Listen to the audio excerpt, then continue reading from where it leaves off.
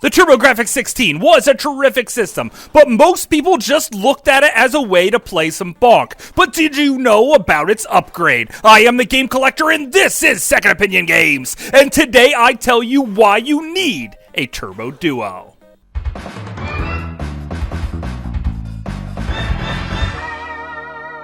Second Opinion Games. Let's get the obvious choice out of the way. Splatterhouse. When Rick's girlfriend is captured, he has nothing to do but put on a possessed demon mask and Hulk out and rage in this house of horrors. As he picks up 2x4s and smashes things into bits. Later on, you could even dual-wield shotguns and take on a dual-wielding chainsaw man. Chainsaws versus shotguns? I wonder who the heck's gonna win this battle. Falling in a pit doesn't always kill you. Sometimes it just puts you into another part of the house. And that's why Splatterhouse is still a classic to this day. But did you know about Vigilante? It's a sequel to the game Kung Fu, which is really short, but is a classic game on the Nintendo and in the arcade. Vigilante just takes all that and pushes it to the extreme, picking up nunchucks this time around, smacking people as they get too stinking close to you. And yeah, boss battles are ridiculously easy. Even the second boss battle of the game, where you fight two people at the same time, it feels like you're fighting the clock more than you're fighting these people. You just have to duck and swing nunchucks like crazy. Yeah, what's up with the TurboGrafx always having easy bosses in games? How about a little bit more obscure? Pacland in the arcade was just controlled by a couple of buttons, one for left and one for right, and you'd beat them to move in each direction. So make sure you go into the options at the start of the game and change it so you can actually use the controller the way you think it should be used. Now, the graphics here look like it's something done up on MS Paint. It's almost hilarious in its view, but you know what? It works. Guide Pac-Man through the different obstacles, eating power pellets, jumping off ramps, and try and get to a special fairy that gives you floaty shoes that then you have to turn around and run all the way back through to the very beginning. Make sure you dodge everyone. And this is a terrific game, and Miss Pac-Man definitely approves. But how about something a little bit crazier? Summer Assault by Atlas has you playing as a murder slinky, trying to make it through mazes and then face off against zodiac signs themselves, fighting against Aries or Taurus or even Herpes or whatever the rest of them are.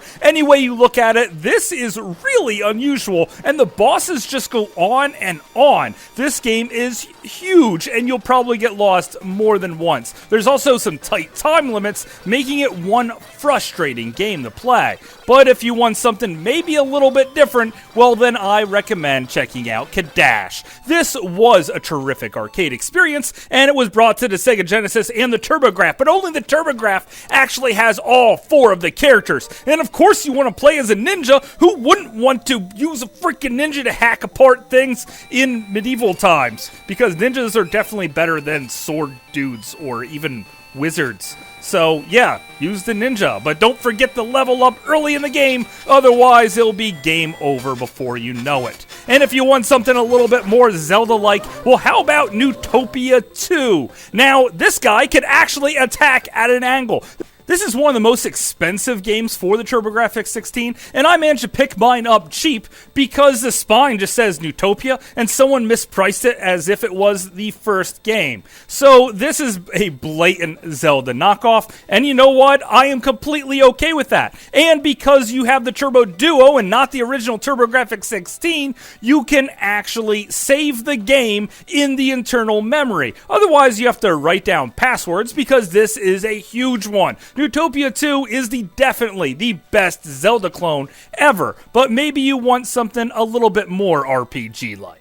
And the best RPGs are for the Turbo CD, or if you have your Turbo Duo, well, the CD portion is already built right in. And you could play Ys 1 or 2, but I recommend playing Ys 3, Wanderers from Ys. Yeah, it's a side-scrolling, really choppy experience. You could also play this on your Sega Genesis or Super Nintendo, but I recommend playing it on the Turbo Duo because it is fully voice-acted, and it is freaking hilariously bad. Also, keep in mind that they changed the pause and the item used pause button around. So if you try to pause the game, you might end up healing unexpectedly, and you can only carry so many heals at one time. So then you have to run all the way back to the town and buy more and waste your money. But if you think that the dialogue was bad in ease, well then check out Last Alert. You play as this muscled up, roided guy that's trying to be a little bit too much like Rambo, and you mow down people, and you even get to see freaking blood. Let's see the Super Nintendo throw blood out there like that.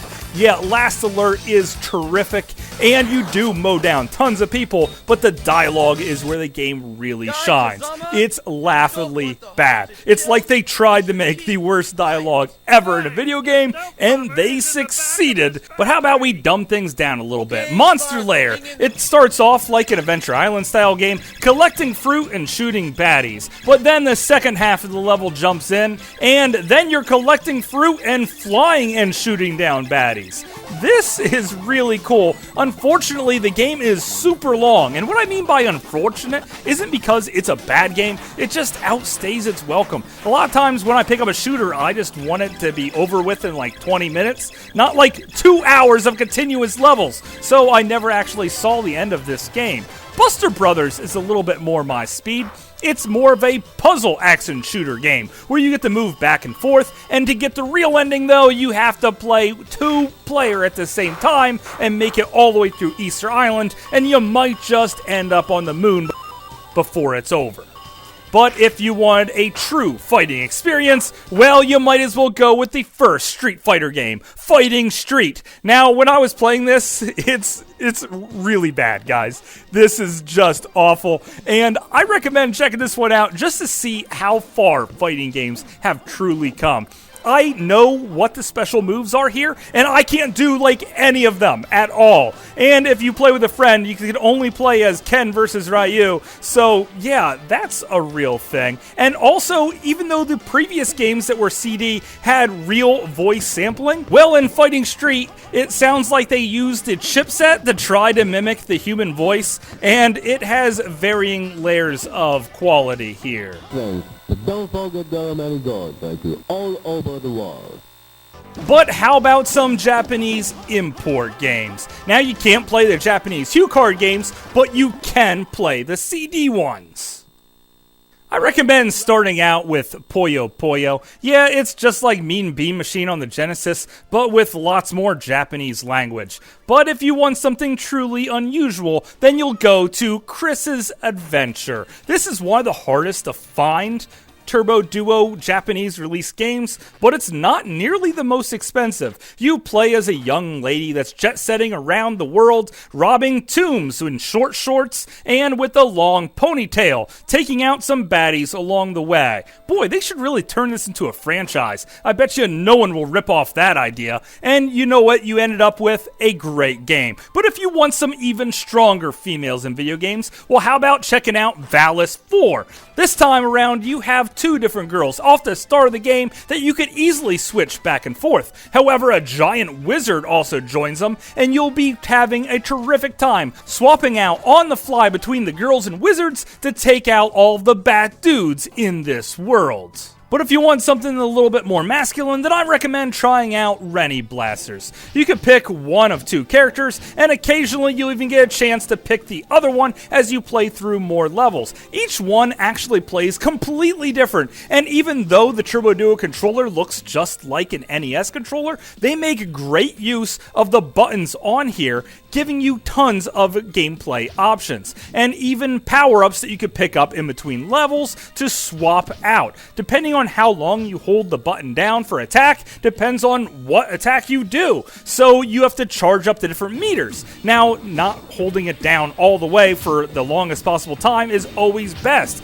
Sometimes you want to hold it down for a shorter attack, so you really have to think as well. Jumping here is a little awkward. Your character is freaking huge, but the boss battles are still terrific. And yes, the boss battles are still easy, just like in all freaking TurboGrafx games. But there is one game that the boss battles are really hard, and does have the balance of both male and female, and that is, of course, That's right, Castlevania Rondo of Blood. And you better be playing this on your Turbo Duo, because if you play it on your Turbo CD, you have to have the right system card. The Turbo Duo had better load times, and it had all the BIOS for the best possible system card internally, so we could play this game with no problem without having to shuffle between the different system cards. And you could play as Richter or Maria Renard in order to save damsels in distress in one of the most frustratingly difficult and by far best 16-bit Castlevania game of all times. As a matter of fact, this is actually my favorite Castlevania game ever made. I have 3 copies of this game, including one where they substituted some English instead of the Japanese, because we never got this here in the States. Now, you can download it on some virtual consoles, but trust me, it doesn't play nearly as good as it does on the Turbo Duo. And just for that fact alone, I would say that you need to have a Turbo Duo. And that and all the other games I just talked about, because this is one of the best underrated systems of all times. But of course, that's just my opinion. Thanks for watching.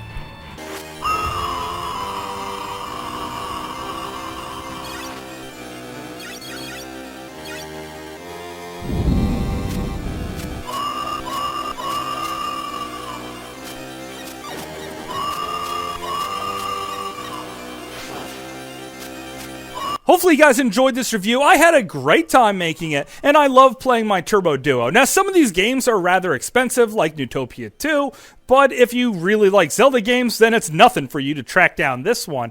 And some of them are rather expensive, like Rondo of Blood, or Reni Blasters itself is actually rather pricey. But there is a few ones in here that are really cheap, like Pacland is next to nothing, and it's a terrific game for the original TurboGrafx 16. And also, Chris's Adventure, even though it's really difficult to track down, when you finally do, you can only expect to spend like $30 on it, and it's a terrific game. And I already did a full review on that game, so you might as well go back and look at some of my older reviews, and maybe you will find it. So if you enjoy this channel, make sure you hit subscribe and give me a like, and I cannot wait to hear from you, because I'm a very lonely person sitting in my basement playing the Turbo Duo.